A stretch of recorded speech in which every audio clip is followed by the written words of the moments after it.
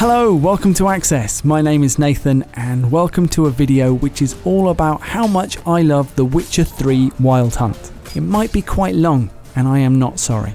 PS5 is nearly with us and I'd originally planned this video as a celebration of a game which is probably my favourite from the PS4 era. And then of course CD Projekt Red announced that The Witcher 3 would also be on PS5, which is brilliant and just makes it relevant all over again.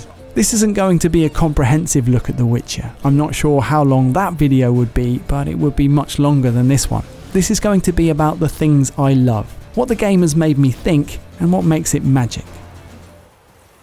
The thing that The Witcher 3 does best, better than most other games, is war. This doesn't sound remarkable until you consider the huge number of games that are specifically about war, that make you do war, live and die inside it, and that war itself never appears in The Witcher, at least not directly. We see battlefields and garrisons, occupations and barricades, but never open conflict. War is in a constant state of passing through, enormous and unseen, always present but at some distant proximity. Conflict in the world of The Witcher is born of a political situation so complicated that there is an NPC in Vizima whose only function is to explain to you what side everybody is on. He's great actually, Ambassador Var Atra, one of the dozens of quietly human characters that help give the game its sense of remarkable depth. I've been stationed in Novigrad for 13 years. First as a consul, then as ambassador. I've seen a great deal. Cruelty, cynicism, greed. But what is happening there now concerns me greatly.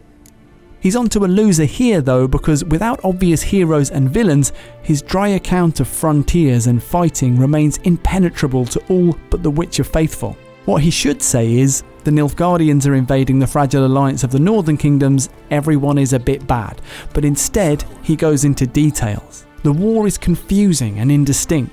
And fair enough, because the story of war The Witcher tells is specifically one of ordinary people for whom war is confusing, its details superfluous. Actually, it's misleading to call it the story. The Witcher 3 is more like a collection of stories, a chorus of fables and morality plays. Let's see these books of yours.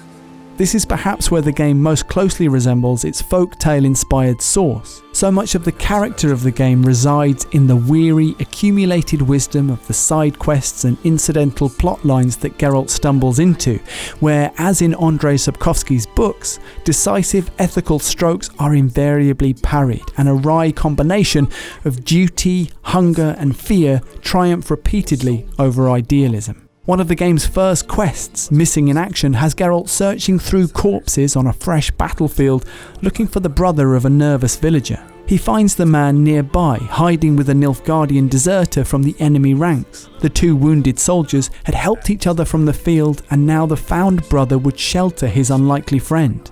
It falls to Geralt to make the imperfect choice: murder the Nilfgaardian, or convince a man to put his family at risk for a stranger. The pattern is repeated over and over. In White Orchard, Geralt helps a dwarven blacksmith whose forge has been burnt in retaliation for aiding Nilfgaard. Track down the culprit and refuse his bribe, the good choice, we unswervable detectives think. Magpies and dwarves might be greedy, but I'm not. Can't buy me. And the dwarf summons the Nilfgaardians to hang the drunk and desperate peasant while Geralt looks on uneasily. Sure, the guy was a vengeful arsonist, but man, that dwarf is a dick. Harsh as punishment goes. But deserved. Geralt stands apart from the world and everyone in it, freed from impossible choices. He's a brilliant creation, the perfect body in which to tour the no man's murk of Velen and beyond. A powerful, neutral force like a wandering Ronin.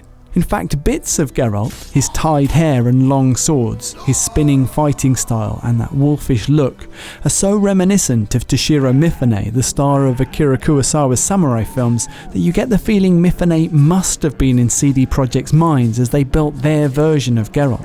I rewatched Kurosawa's Yojimbo recently, and there's a moment when Mifune squares off with a band of small-town thugs who even look like a gaggle of NPCs, all shorter, thinner and less substantial than Mifune, all bound by the visual grammar of video game toughness. And I thought, I've played this. In fact, I've come to see Geralt as a compound creation, comprised of both Mifune Samurai and Clint Eastwood's translation of the same character from Sergio Leone's bootleg Yojimbo remake A Fistful of Dollars. Geralt has Eastwood's scowling eyes and, most importantly for English language players, something of Eastwood's voice too, an unsurprisable veteran's drawl. A witch lives around here somewhere. You know her? They are all three men of the frontier, source of both hope and fear to ordinary folk who instinctively grasp that they are somehow summoned by the very conflicts they protect against. The samurai connection also places The Witcher in a tradition of stories which flee to the supernatural in order to explain the uncanny wrench of war, stories like Kanato Shindo's Onibaba and Kuroneko. Again, we have Sapkowski's rich folky source to thank here. Magic is woven into the moral fabric of The Witcher.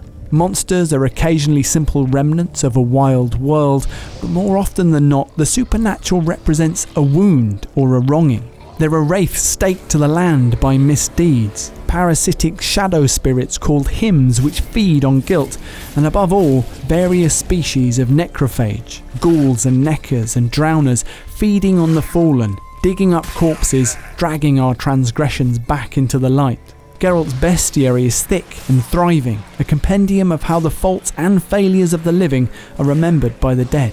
It's also worth mentioning that if magic is a moral force in The Witcher, it's also strangely ordinary. While other fantasy fictions glimpse magic only at the fringes, here it is the first and usually right answer to every mystery Geralt confronts. The botchling, Jenny of the Woods, the living tree, the haunted house, that bump you hear in the night probably is something spectral or sorcerous. The world of The Witcher teems with the supernatural.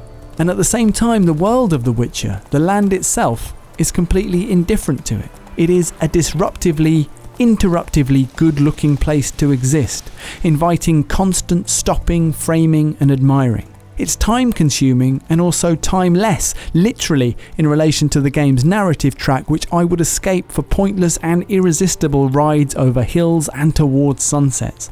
The events of Geralt's hunt for Ciri, the end of the world and everything paused for however long I chose to sail and gallop and sightsee.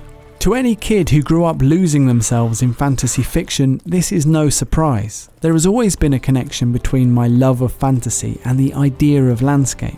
The feeling I had as a 10-year-old boy picking up a stick in the woods near my home on the North Downs in Kent, a stick that could be a sword or an axe, a world of chalk hills and falling leaves that could be the wilderness in any story I wanted, is the same tingling sense of possibility I felt and still feel galloping roach across the continent. Tolkien, like the genre he forged, was obsessed with topography. Great green swathes of The Lord of the Rings consist of detailed, affectionate descriptions of hills, dales, leaves and branches. Boys in Terry Pratchett's school recommended Tolkien's epic because, Pratchett wrote, it had got maps in it, which struck me at the time as a pretty good indicator of quality. And of course it was. Name the last fantasy epic you read that didn't open with a hand-drawn map of a place you'd never heard of but desperately wanted to discover. One of my favourite things about the world of The Witcher is this discoverability, how rigged it is for revelation and adventure. It doesn't feel like a flat map of things which exist in two-dimensional relation to each other. It feels like a textured world of openings and opportunities, of doorways and secrets. The Witcher is, in the real world, for me, a portal to a place of magic, a place I visited easily as a child, as much as I did Narnia or Elador or the linked worlds of the Northern Lights. I have a sense as I ride through the continent of how continually, bafflingly immersive it is, constantly matching child me's conception of what a fantasy landscape should look and feel like. Swaying trees, distant mountains, dramatic and unlikely feats of architecture. And this brings us back to the idea of magic and reading. Indulge me here because we're coming to the end of a generation. When I first played The Witcher, I was reading Ursula Le Guin's Earthsea for the first time, and her stories fell into my playing of The Witcher to create a hybrid world of green hills, searching sailboats, and a shared idea of magic. Because in Earthsea, wizards gain power over objects, creatures, rocks, the sea, by learning their true names. The book's hero is a young wizard called Sparrowhawk, whose real name, Ged, must be kept secret from all but his closest friends. Early on he learns a rhyme to herd goats and compels a falcon to his hand by calling its name. As he comes more fully into his power, Ged confronts an old dragon and by sounding its name, by knowing the dragon, is able to command it not to come east to the land of people. Alan Moore, the comic book writer who considers himself an actual magician, once said, "Magic in its earliest form is often referred to as the art." I believe this is completely literal. I believe that magic is art, and that art, whether it be writing, music, sculpture or any other form, is literally magic. Art is, like magic, the science of manipulating symbols, words or images to achieve changes in consciousness. And look, there are similarities here with how magic is presented in The Witcher, a game in which the hero can etch a rune in the air to gain temporary control of enemy minds, to achieve literal changes in consciousness. But there's a deeper connection to games themselves. The art of games development has its own magic. It is, after all, the act of rending a reality from nothing. Summoning a place and a plane into being from numbers and darkness. What is the technical and precise labour of writing code if not a form of incantation? Patterns and processes of logic, weaving intricate worlds which, like the spells in Earthsea, depend on the comprehensive naming and ordering of things. And that's what The Witcher 3 represents. An exhaustive litany of naming, a conjuring so ambitious and meticulous that it somehow holds together and lives. And that's why I love The Witcher, because it's about things I've always loved: fantasy, possibility, magic. Of course, it's about plenty of other things too, like stealing dried fish or courting an unlikely number of sorceresses, because truly it is often harder to stop Geralt taking his trousers off than to simply let him get on with it. It's about card games and fistfights, treasure hunting and beard styling. But for me, more than anything, it's a hand-drawn map of a place I don't know yet. A portal not to a world, but back to a way of thinking and seeing, when I could swing a stick that might be a sword or an axe, and anything was possible. So there are some of my thoughts on what makes The Witcher 3 such a special game, and that is enough from me. Subscribe for more videos like this, and we'll see you soon.